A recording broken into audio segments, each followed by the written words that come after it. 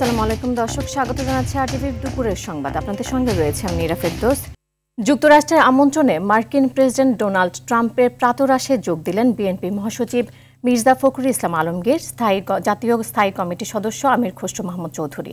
এছাড়া বিএনপির ভারপ্রাপ্ত চেয়ারম্যান তারেক রহমানের প্রতিনিধি হিসেবে অনুষ্ঠানে যোগ দেন তার কন্যা ব্যারিস্টার জাইমা রহমান। বৃহস্পতিবার স্থানীয় সময় সকাল 7টায় রাজধানী ওয়াশিংটন ডিসির প্রেসিডেন্ট বাসভবন হোয়াইট হাউসে শুরু হয় এই আয়োজন।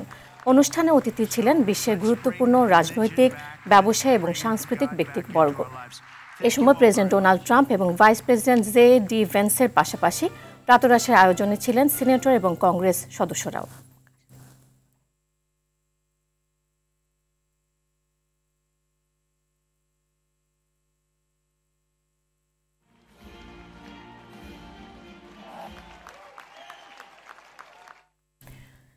দেশ থেকে পালিয়ে গেলেও ফ্যাসিবাদীরা উস্কানি বন্ধ করেনি অভিযোগ করে সৃষ্ট পরিস্থিতির দায় উস্কানি দাতাদের নিতে হবে বলে জানালেন জামায়াতে ইসলামের আমির ডাক্তার শফিকুর রহমান। আওয়ামী লীগের তৈরি বিভক্তি রেখা ভুলে দেশ গড়তে জাতিকে এক হওয়ার আহ্বানও তার। নারায়ণগঞ্জের উসমানী পৌর স্টেডিয়ামে মহানগর ও জেলা জামায়াত আয়োজিত জনসভায় এসব বলেন শফিকুর রহমান। অরণ্য গফুরের রিপোর্টে দেখুন বিস্তারিত।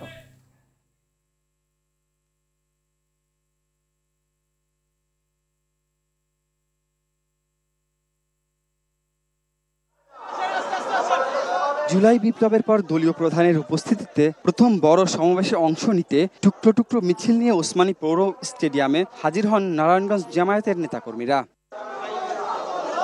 ক্ষমতা ও অস্ত্রের জোরে নারায়ণগঞ্জকে ওসমান পরিবার সন্ত্রাসের অভয়ারণ্যে পরিণত করেছিল বলে অভিযোগ করে বক্তারা। অতীতে যারা জামায়াতকে সমাবেশ করতে দেয়নি তারা পালিয়ে গেছে উল্লেখ করে সবাইকে দাম্ভিকতা পরিহারের আহ্বান জানান জামায়াতের আমির। বিদেশে বসে উস্কানি দিলে মানুষ সহ্য করবে না বলেও হুঁশিয়ারি তার।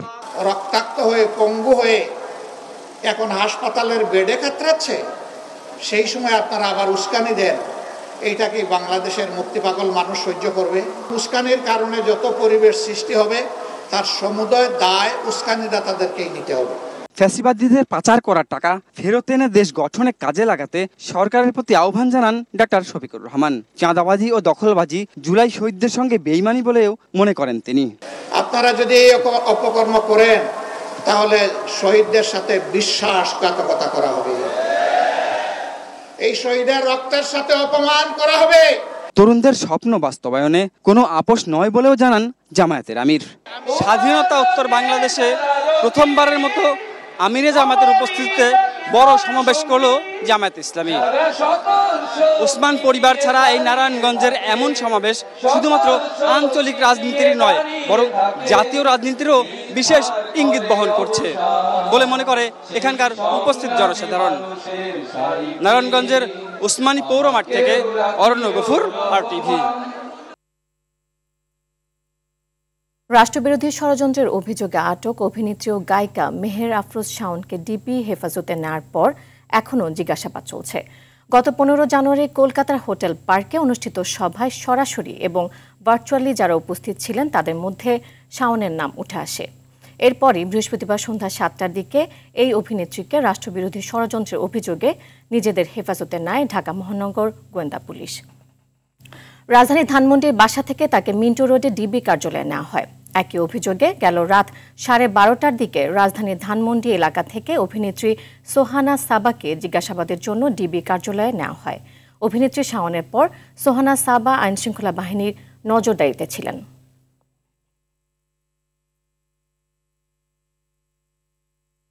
দর্শক, এই মুহূর্তে ডিবি কার্যালয় থেকে সরাসরি যোগ দিচ্ছেন সহকর্মী সাকিবুর রহমান।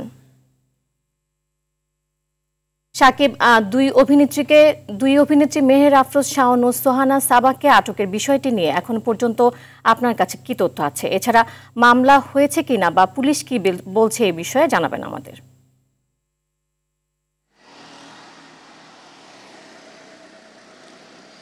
নীরা, আসলে এখন পর্যন্ত কোনো মামলা রুজু হয়নি। মামলা রুজু না হলে আসলে জিজ্ঞাসাবাদের পর তাদেরকে ছেড়ে দিতে পারে এমনটি ধারণা করা হচ্ছে। আর যদি মামলা রুজু হয় তাহলে তাদেরকে আদালতে তোলা হবে। আদালতে তুলে অধিকতর জিজ্ঞাসাবাদের জন্য তাদের রিমান্ড চাওয়া হবে, কিন্তু এখনও কোনো বিষয়টি নিশ্চিত না। তবে আমরা যতটুকু জানতে পেরেছি, তাদের জিজ্ঞাসাবাদের পর যদি তেমন কোনো সম্পৃক্ততা না পাওয়া যায় তাদেরকে সতর্ক করে ছেড়ে দেওয়া হতে পারে।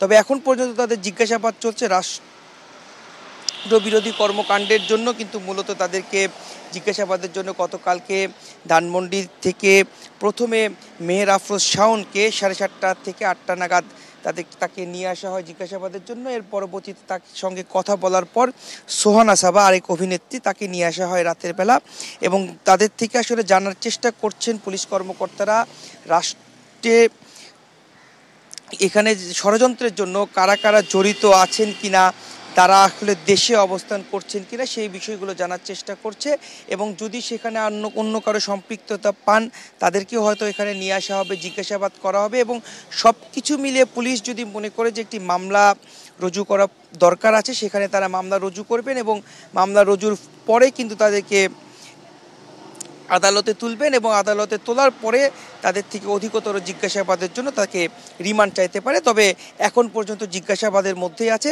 পরবর্তী সংবাদে যদি আমরা নতুন কোনো তথ্য পাই সেটি আপনার মাধ্যমে দর্শকদেরকে জানিয়ে দিতে পারবো। নীরা, জি আপনাকে ধন্যবাদ। আমূল বদলে গেছে ধানমন্ডি 32-এর চিত্র। ছাত্র জনতা রোষানলে ধ্বংসস্তূপে পরিণত হয়েছে 32-এর শেখ মুজিবের বাসভবন। ক্রেন ও বুলডোজারের আঘাতে ভবনটির বেশিরভাগই ভেঙে ফেলা হয়েছে। ভেঙে পড়া বাসভবনটিকে দেখতে ভিড় জমাচ্ছে উৎসুক জনতা, সেলফি তুলে রাখছে ইতিহাসের অংশ হিসেবে। এ নিয়ে উপস্থিত মানুষদের মধ্যে রয়েছে মিশ্র প্রতিক্রিয়া। অনেকেই বলছে এর মাধ্যমে ভবিষ্যৎ নেতৃত্ব সতর্ক হবে, আর কেউ স্বৈরাচার হতে সাহস করবে না। পাশাপাশি দীর্ঘদিন পর 32-এর সড়ক খুলে দেয় উচ্ছ্বাস প্রকাশ করেছে অনেকে।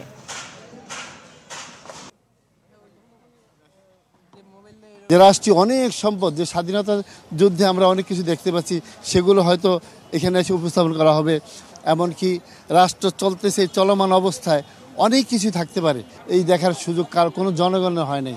এটা তার ব্যক্তিগত, তার বাবার পোশাক ছিল, তার বাবার কি ছিল, সে ওই যে নল দিয়ে সিগারেট খাইতো, বিড়ি খাইতো, সেগুলো ছিল। এগুলো তো অন্য কিছু ছিল না। আমরা যে একটা স্বৈরতন্ত্রের মধ্যে ছিলাম, আমাদেরকে যে মুক্তভাবে স্বাধীন বাংলাদেশ স্বাধীনভাবে চলাচল করার দেওয়া হয় নাই, এখন যে আমরা পারছি সেটাই প্রমাণ করে দিল। এদিকে খুলনা দিঘুলিয়া উপজেলার নগরঘাট এলাকায় শেখ হাসিনার পৈতৃক সম্পত্তি ভাঙচুর করা হয়েছে। গেল রাতে এই ভাঙচুর চালানো হয়। বরিশালের সিএনডি রোডে ঢাকা কুয়াকাটা মহাসড়কে সাবেক সিটি মেয়র সেরনিয়াবাদ সাদিক আবদুল্লাহ নির্মাণ করা পার্কটি ভাঙা হয়েছে। এছাড়া বরিশাল প্রেস ক্লাবের সামনে বঙ্গবন্ধুর মুরালটি ভেঙে দিয়েছে ছাত্র জনতা। কুড়িগ্রামের শেখ মুজিবুর রহমানের 3টি মুরাল ভেঙে ফেলেছে বৈষম্য বিরোধী আন্দোলনের নেতারা। জেলা পরিষদ চত্বর, উপজেলা পরিষদ এবং শহরের ত্রিমোহনীতে অবস্থিত মুরাল বুলডোজার ভেঙে ফেলা হয়েছে। মেহেরপুরে মুজিবনগর স্মৃতি কমপ্লেক্সের পাশে থাকা বঙ্গবন্ধুর ঐতিহাসিক 7ই মার্চের ভাষণের মুরাল ভাঙা হয়েছে। বৃহস্পতিবার ভোলায় ডিসি অফিস, জেলা পরিষদ ও পৌর ভবন থেকে শেখ মুজিবুর রহমানের মুরাল সহ Awami League office vacuum machine দিয়ে গুঁড়িয়ে দেওয়া হয়।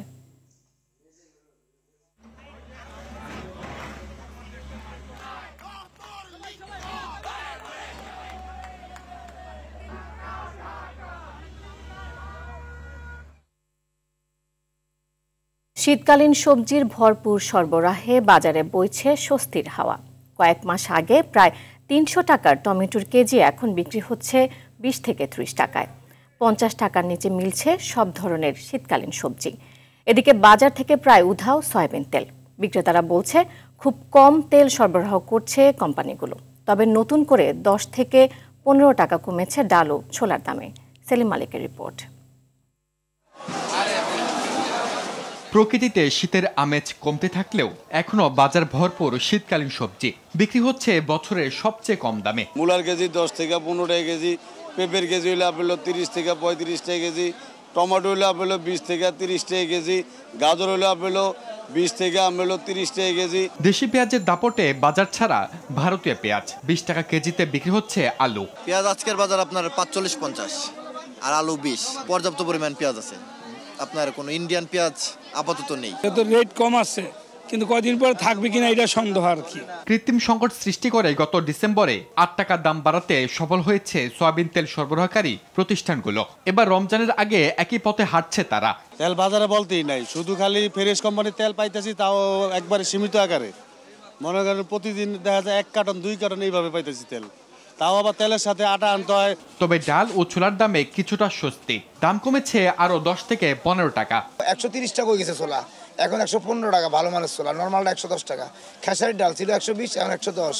ডাবলি, অন্যান্য ডাল, মটর ডাল, মসুর ডাল, ওগুলোর দাম একটু কম আছে। নতুন করে দাম না বাড়লেও চালের দামে অস্বস্তি ভোক্তাদের। 1.5 মাস আগে যে চাউল ছিল আমরা 70-72 টাকা, বর্তমানে মিনিকেট, ওই মিনিকেট আমরা বর্তমানে 78 থেকে 80 টাকা। 28 চাল ছিল আপনার 52 টাকা 54 টাকা, সেই 28 এখন বলো 60 টাকা কেজি। দেশি মাছের দাম কেজিতে 100 টাকার মতো কমলেও পদ্মার ইলিশে বেড়েছে 200 টাকা। 1 কেজি 300-400 গ্রাম এটি বিক্রি করতে 2600 টাকা কেজি, আর 1 কেজির যেটা এটা কেজি 2400 টাকা। এই বাইম মাছ ছিল আগে 1000 টাকা কেজি, আজকে 800 টাকা কেজি। এই কই মাছ ছিল আগে 1500 টাকা কেজি, বেচতেছে 1000 টাকা কেজি। বাজারে ব্রয়লার মুরগি বিক্রি হচ্ছে 190 টাকা কেজি দরে, গরুর মাংস 750 এবং খাসির মাংস 1200। সেলিম মালিক, RTV, ঢাকা। রমজানে পণ্যের দাম বৃদ্ধির পেছনে কি কেবল কৃত্রিম সংকট সৃষ্টিকারী সিন্ডিকেটই দায়ী? ব্যবসায়ী বিশ্লেষকরা বলছেন অনেক ক্ষেত্রে ভোক্তাদেরও দায় রয়েছে। তাদের অভিযোগ, পণ্যের দাম বেড়ে যাওয়ার আশঙ্কায় অনেক ভোক্তা পুরো মাসের বাজার একসাথে করে। সৃষ্টি হয় সংকট, চাহিদা বুঝে লাগামহীন দাম বৃদ্ধির সুযোগ নেয় অসাধু ব্যবসায়ীরা। বাজার বিশ্লেষকদের পরামর্শ, রোজার বাজার স্থিতিশীল রাখতে কেনাকাটায় ভোক্তাদের আরও বেশি সহনশীল হতে হবে। সেলিম মালিকের রিপোর্ট।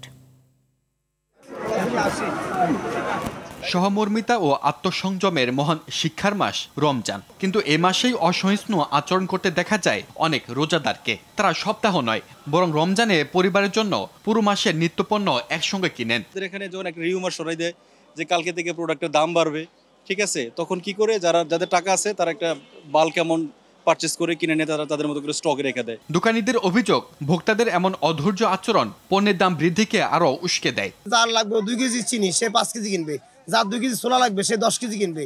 এভাবে সংকটটা তৈরি হয়। তারা লয়ে যায় 7 কেজি 8 কেজি 10 কেজি এরকম করে নিয়ে যায় মার্কেটে শর্ট খাবায় তারা কোম্পানিরা তো চাহিদা বেশি পেয়ে তারা তখন দাম বাড়ায় দেয়। পাইকারি ব্যবসায়ীদের দাবি, এবার রমজানে পণ্যের সংকট থাকবে না, অস্থিরতার কারণ নেই। আমার দেশে প্রচুর পরিমাণে মাল আছে, তো আবার সিজন এখন মালেরই সিজন, ছোলা মুসুরি খেসারি এগুলো সিজন এসে পড়ে সামনে, বলে নতুন মাল আমদানি হলে এইসব মাল তো এমনি দাম কমে যাবে।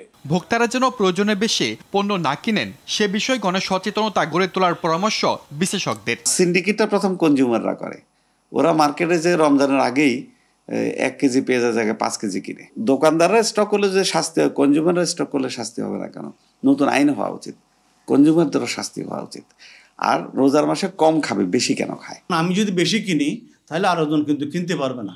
এটা আমাকে একটু ফিলিংসে রাখা, কেনার সময় একটু সংযমী হন, একটু 1 সপ্তাহ বাজার করেন। কৃষি বিপণন অধিদপ্তর বলছে, বাজারে পণ্যের সংকট দেখা দিলে সরকার নির্দেশে OMS সেবা চালু করতে প্রস্তুত সংস্থাটি। রমজানের জন্য আমরা প্রস্তুত আছি যে কোনো ধরনের কার্যক্রমে সরকারের সহযোগিতা নিয়ে মাঠে নামতে, এবং বিশেষ করে OMS কার্যক্রম যদি লাগে তাহলে আমরা এটা আবার চালাবো। আমরা অবৈধ মজুদকারীদের বিরুদ্ধে ধর্মে কঠোর হুঁশিয়ারি দেওয়া হয়েছে বলে জানান এই ইসলামিক স্কলার। যদি এই মানুষদেরকে কৃত্রিম সংকটে ফেলে দেয়, আল্লাহর সাথে ঘনিষ্ঠ হওয়ার মাঝে অন্তরায় সৃষ্টি করে, ওই মানুষটাকে রব্বুল আলামিন নিকৃষ্ট অর্থাৎ এই সমাজে আজ অথবা কাল অপদস্থ অপমানিত করবেন, এটা রব্ব কারীমের ওয়াদা। সেলিম মালিক, RTV, ঢাকা। দেশে চলমান রাজনৈতিক পরিস্থিতি ও করণীয় ঠিক করতে দলের নীতি নির্ধারণী ফোরাম স্থায়ী কমিটির সদস্যদের সাথে বৈঠক করেছেন বিএনপির ভারপ্রাপ্ত চেয়ারম্যান তারেক রহমান। দুপুরে গুলশানে বিএনপির চেয়ারপারসনের রাজনৈতিক কার্যালয়ে অনুষ্ঠিত বৈঠকে যুক্তরাষ্ট্র থেকে ভার্চুয়ালি যোগ দিয়েছেন দলটির মহাসচিব মির্জা ফখরুল ইসলাম আলমগীর, আমির খসরু মাহমুদ চৌধুরী। যুক্তরাজ্য থেকে ভার্চুয়ালি যোগ দেন ডাক্তার AZM জাহিদ। বৈঠকে চলমান অস্থিরতা ও নির্বাচন নিয়ে আলোচনা হয়েছে বলে জানা গেছে। পরে সংবাদ সম্মেলন করে বৈঠকের বিষয়ে বিস্তারিত জানানো হবে বলে জানানো হয় দলটির পক্ষ থেকে।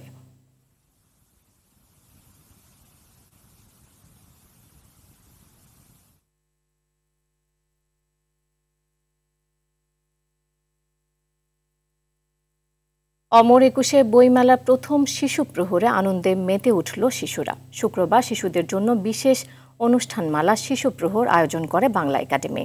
বেলা 11টায় শুরু হয়ে দুপুর 1টায় শেষ হয় শিশু প্রহর। তবে প্রতিবারের মতন এবার শিশুদের কাছে গুরুত্বপূর্ণ আকর্ষণ সিসিমপুরে আয়োজন না থাকায় আক্ষেপ প্রকাশ করেছেন অভিভাবকরা। সিসিমপুর না থাকার বিষয়ে স্পষ্ট করে কিছু বলেনি কর্তৃপক্ষ। প্রতি বছর ফেব্রুয়ারি মাসের সাপ্তাহিক ছুটির দিন অর্থাৎ শুক্র ও শনিবার শিশু প্রহরের আয়োজন করে থাকে বাংলা একাডেমি। আর এই শিশু প্রহরের মূল আকর্ষণ থাকে সিসিমপুর। তবে এবারে বইমেলার প্রথম শিশু প্রহরে এর ব্যতিক্রম ঘটল। আমার বইগুলো পছন্দ হলো সায়েন্স ফিকশন, মজাদার অনেক গল্প পছন্দ, যেগুলোতে অনেক রোমাঞ্চকর অ্যাডভেঞ্চারাস অনেক ধরনের গল্প আমার পছন্দ। গল্পের বই, এরপরে হচ্ছে ভূতের গল্প, সব ধরনের বই পড়তে আমি ভালোবাসি। সিসিমপুরের বই, কিন্তু এবার শুনলাম সিসিমপুর নেই। বাচ্চারা তো বারবার ওটার জন্যই কান্নাকাটি করতেছে, সিসিমপুর দেখবো সিসিমপুর। তো এইটা আসলে মানে আমার দৃষ্টি থেকে খুবই খারাপ হয়েছে। এটা সিসিমপুরের যে প্রতিদিনকার যে কার্টুন যে ওদের একটা শুক্রবার দিন থাকে, ওটা দেখলাম এখানে এখন হচ্ছে না। তো ওরা সবাই ওইটাই আগ্রহ করে আসে। সিসিমপুরটা ওদের কাছে একটা ফ্যাসিনেটিং ক্যারেক্টার। দর্শক, এই মুহূর্তে বইমেলা থেকে সরাসরি যোগ দিচ্ছেন সহকর্মী বিলাল হোসেন। বিলাল, ছুটির দিনে বইমেলা কতটা জমে উঠেছে, এছাড়া নতুন বই প্রকাশ নিয়ে কি তথ্য আছে আপনার কাছে জানাবেন?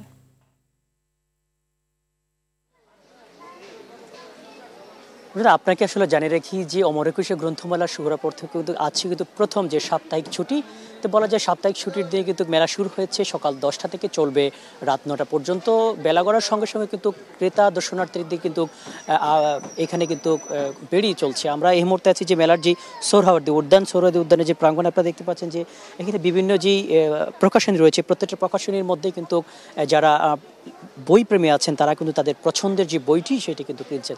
তো আরেকটি জিনিস বলে রাখি যে প্রত্যেক বছর মেলার যে মূল আকর্ষণ থাকে শুক্রবারে, এটি হলো শিশু প্রহর। সেটি শিশুদের জন্য, কিন্তু এবার কিন্তু আমরা যেটি দেখেছি যেহেতু ইউএসএআইডি বাংলাদেশে অর্থায়ন বন্ধ করেছে, সেই অজুহাতে কিন্তু এবার কিন্তু শিশু প্রহরটি কিন্তু হচ্ছে না। কারণ সকাল 10টা থেকে শিশু প্রহরটি হয়ে কিন্তু বেলা 11টা পর্যন্ত সেটি কিন্তু চলে। কিন্তু আজকে আমরা দেখেছি যখনই যারা শিশুরা এসেছেন, পাশাপাশি অভিভাবকরা যারা এসেছেন, তারা কিন্তু বলা যায় সিসিমপুর না থাকাতে কিন্তু অনেকটা হতাশ হয়ে কিন্তু তারা ফিরেছেন। পাশাপাশি বলে রাখি যে এবার মেলায় যে শিশুদের জন্য বিশেষ করে গল্পের বই, ভূতের পাশাপাশি সায়েন্স ফিকশন নানা বই কিন্তু এবার শিশুদের জন্য কিন্তু এসেছে। আর এছাড়াও কিন্তু বলে রাখি যে অন্যান্য বারের তুলনায় এবার মেলার পরিধি পাশাপাশি স্টল সংখ্যাও কিন্তু বেড়েছে। নতুন করে প্রায় আরও 100-র মতো প্রকাশনী কিন্তু মেলা এবার যুক্ত হয়েছে। তাই যার ফলে কিন্তু এবার কিন্তু মেলা কিন্তু অন্যান্য বারের মেলার তুলনায় কিন্তু এবার কিন্তু ক্রেতাদের কিন্তু একটি আকর্ষণ আছে যে নতুন নতুন যে বই, সেই বইগুলো কিন্তু আসছে, সেই বইয়ের কিন্তু সবচেয়ে বেশি আকর্ষণ এই মেলায় কিন্তু আমরা এবার দেখতে পাচ্ছি আর কি। তো বলা যায় যে বিকাল নাগাদ মেলার দর্শনার্থীদের সংখ্যা আরও বাড়বে। তো তারপরে কিন্তু আমরা আপনাদেরকে পরবর্তী খবরটি জানিয়ে দিতে পারি। এই ছিল অমর একুশে গ্রন্থমেলা থেকে আমার কাছে সর্বশেষ। বিলাল, আপনাকে অসংখ্য ধন্যবাদ। এবার খেলার খবর, বিপিএল প্রসঙ্গ। বিপিএল এর টিকিট নিয়ে অব্যবস্থাপনার অভিযোগে বিশৃঙ্খলা হয়েছে রাজধানীর মিরপুরে। কাউন্টারে টিকিট না থাকলেও কালো বাজারে চড়া মূল্যে টিকিট বিক্রি হচ্ছে বলে দাবি ক্রিকেট টিকিট প্রত্যাশীদের। দেশের জনপ্রিয় প্রিমিয়ার লিগ আসরে এমন অনিয়মের জন্য বিসিবিকে দায়ী করেছে সমর্থকরা। এদিকে বিশৃঙ্খলা নিয়ন্ত্রণে সেনা মোতায়েন করা হয়েছে স্টেডিয়াম পাড়ায়। নাজমুস সাকিবের রিপোর্ট। বিপিএল এর টিকিট যেন সোনার হরিণ। আসরের শুরুতে টিকিট নিয়ে যে অব্যবস্থাপনার অভিযোগ ছিল, ফাইনালেও তা এড়াতে পারেনি বিসিবি। ওনারা যখন বলবো যে টিকিট এখানে বন্ধ, টিকিট দেওয়া হবে না, ওনারা লিখে দিত। বিসিবি ফেসবুক পেজে জানাই দিত, জানাইলো না। আমরা কাল এসে ঘুরে গেছি, আমাদের বলা হয়েছে যে কাল আজকে সকাল 9টা থেকে আমাদের 1000 টাকা মূল্যের টিকিটটা দেওয়া হবে বলেছিল।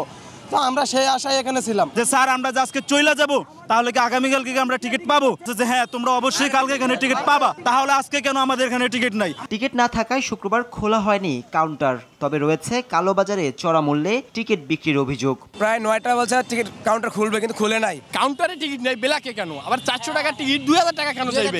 বলা থেকে এসেছি রাত্রে 1টার পরে থেকে মেন কাউন্টারে ছিলাম, বলছিল টিকিট দিবে সকাল 9টার পর, এখন পর্যন্ত টিকিট পাই নাই। বেলাকের টিকিট 400 টাকাটা চাইতে আছে 2000 টাকা। দীর্ঘ সময় লাইনে দাঁড়িয়ে টিকিট না পেয়ে অনেকে ফিরে গেছেন মলিন মুখে, কেউ আবার দাবি জানিয়েছেন মাঠের বাইরে জায়ান্টস কিনে খেলা দেখার ব্যবস্থা করার। বিসিবি যদি টিকিট না থাকে আমাদের পদ্মার ব্যবস্থা করে দেবে, এই মানুষগুলো কই যাইবে? এদিকে টিকিটের জন্য সকাল থেকে অপেক্ষায় থাকা দর্শকদের সরিয়ে দিয়েছে নিরাপত্তা বাহিনী। বিশৃঙ্খলা এড়াতে জোরদার করা হয়েছে নিরাপত্তা ব্যবস্থা। নাজমুস সাকিব, RTV, ঢাকা। প্রতিবন্ধী শব্দের চেয়ে নিষ্ঠুর কিছু হতে পারে না উল্লেখ করে শব্দটি ব্যবহার থেকে সরে আসতে আহ্বান জানিয়েছেন সমাজ কল্যাণ মন্ত্রণালয়ের উপদেষ্টা শারমিন এস মুর্শিদ। সকালে বাংলা ইশারা ভাষা দিবস উপলক্ষে জাতীয় প্রতিবন্ধী উন্নয়ন ফাউন্ডেশনে সমাজ কল্যাণ মন্ত্রণালয় আয়োজিত আলোচনা সভায় তিনি এই কথা বলেন। রাষ্ট্রের প্রধান দায়িত্ব দুর্বল গোষ্ঠীকে এগিয়ে নেওয়া এবং তাদের কাছে সেবা পৌঁছে দেওয়ার আশ্বাস দেন এই উপদেষ্টা। বলেন, প্রতিবন্ধী নয়, তারা বিশেষ মেধা সম্পন্ন। সুন্দর জীবনের স্বপ্ন নিয়ে এগিয়ে যেতে পথ সৃষ্টি করে দিতে হবে। বিদ্যমান প্রাতিষ্ঠানিক সমস্যা দূর করারও আশ্বাস দেন সমাজ কল্যাণ উপদেষ্টা।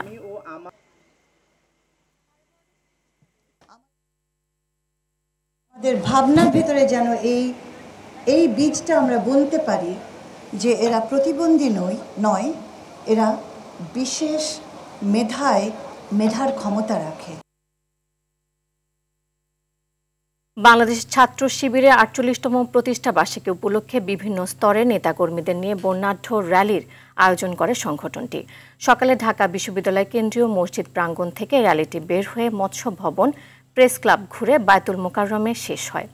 র্যালিতে অংশগ্রহণকারীরা সংগঠনটির নেতাকর্মীদের নারায়ে তাকবীর, আল্লাহু আকবার স্লোগান দিতে দেখা যায়। র্যালিতে শিবিরের কেন্দ্রীয় সভাপতি জাহিদুল ইসলাম, সাধারণ সম্পাদক নুরুল ইসলাম সাদ্দাম সহ ঢাকা বিশ্ববিদ্যালয় এবং মহানগর পর্যায়ের কয়েকশো নেতাকর্মী অংশ নেন।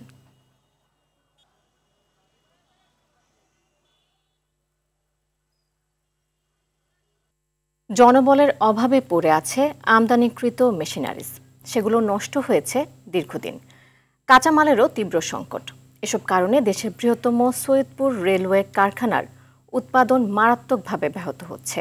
এমন অবস্থায় উৎপাদন সক্ষমতা থাকলেও কারখানার কাজ চলছে অতিরিক্ত অর্থ খরচ করে দরপত্রের মাধ্যমে কেনা উপকরণ দিয়ে।